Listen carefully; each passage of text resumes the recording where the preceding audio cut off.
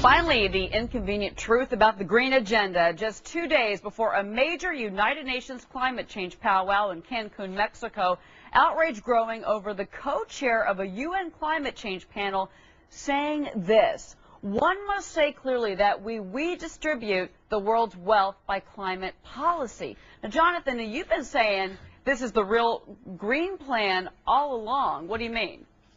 Yeah, and Cheryl, words mean something. So when the co-head of the UN climate change panel says it's about redistribution, just like the president a couple of years ago, believe him, right? I mean, their belief is that the wealthy, industrialized countries, that is, the capitalist countries, have exploited the poor, they've exploited the earth, that business would, poison us all if not for the UN climate change panel, and that the U.S. owes, now this is their words, a climate debt for, wait for it, the Industrial Revolution. To follow the Greens, Cheryl, is suicidal. Their goal is man's demise, and that's exactly what this panel is all about. Well, maybe it's first world countries' demise, Charlie, because what they're talking about is taxing everything, which is major airliners, which is shipping, which is everything that basically first world economies do to raise money for third world economies. You know, guys, when was the last time you heard of a free market capitalist being part of this green agenda? I mean, all you have to really do is look at the president's former Green czar, Van Jones, who was a borderline Marxist. I mean, that's what he was. He was in the administration. Besides some of the other dopey things the guy believed in, this guy was very far left, and none of this surprises me. Well, what surprised me, Mark, is that this guy's a high-ranking member, and he was saying basically that this summit in Cancun is basically nothing more. It's not even a climate conference; it's an economic conference, the biggest since we've had since World War II. He's basically saying this isn't about climate; it's money. That's what we're going to be talking about this week. Well, Cheryl, conservatives have been telling us for decades the United Nations is irrelevant, and now we're supposed to believe that some high-level German bureaucrat in the United Nations has uncovered a secret conspiracy theory? Well, it's the left. It's the left. It's the left. The people like you that have made them real. Mark, it's his prediction. Mark, he is a co-chair. I mean, this is his prediction of what he already knows the agenda. He gave an interview and said this.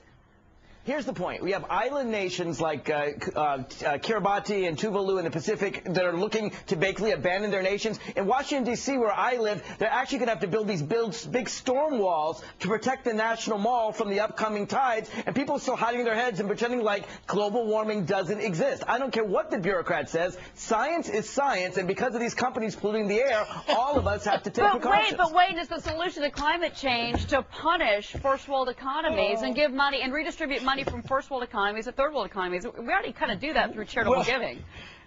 No, the part I love is that you have connected, Mark, so quickly, climate change, with global warming and the environment. They don't have anything to do with each other. I mean, there is ample evidence that this is not, in fact, the same thing at all. And there's there's a professor at Princeton in the physics department there. There's 650 scientists. My friend Dr. John Carroza, people like that who are saying this is one thing is to deal with the environment. There's another thing to deal with global warming. And by the way, as they reminded Barbara Boxer on the committee, consensus is not science, my friend. Well, the scientists do disagree, Tracy. That's a good point. But should we just throw money at the problem? And I think that's the concern here about this conference that's coming up. You can't throw money at something you don't understand. I mean, hell, blame me for all my years of Aquanet in high school. It's my fault. I mean, nobody knows the truth, and therefore I don't want. Yeah, exactly. Probably I use so much. But I don't want my dollars spent somewhere where you don't have proof that it's making a difference to my children going forward. Right. And Why sure, are they of course, building a storm wall to protect them all? I mean, where do they have they're building a big storm wall because they're afraid of rising waters. All right, I didn't hear what either of you said. Hold on, Mark, what's your question? My point is that right here in Washington, D.C., they are building a storm wall to protect the National Mall because scientists predict the waters are going to rise. This isn't safe, guys. And Mark, isn't it interesting? Where do they have the money to build a storm wall? In the capitalist countries. That's right. No, That's exactly let me make my in Washington, D.C. of all places. Yeah.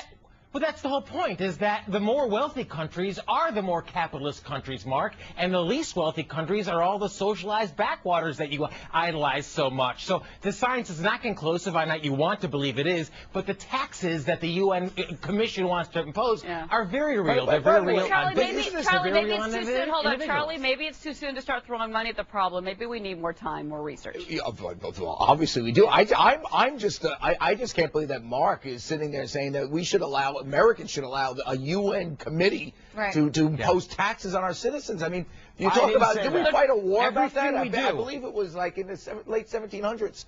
I mean, this is really taxation without representation. Mark, the UN is going to tax me. No way. Mark, that's what they're talking about. That's one of their ideas. I don't support United Nations taxes on Americans. Let's be clear. All right, coming up, everybody. Thanks to all of you.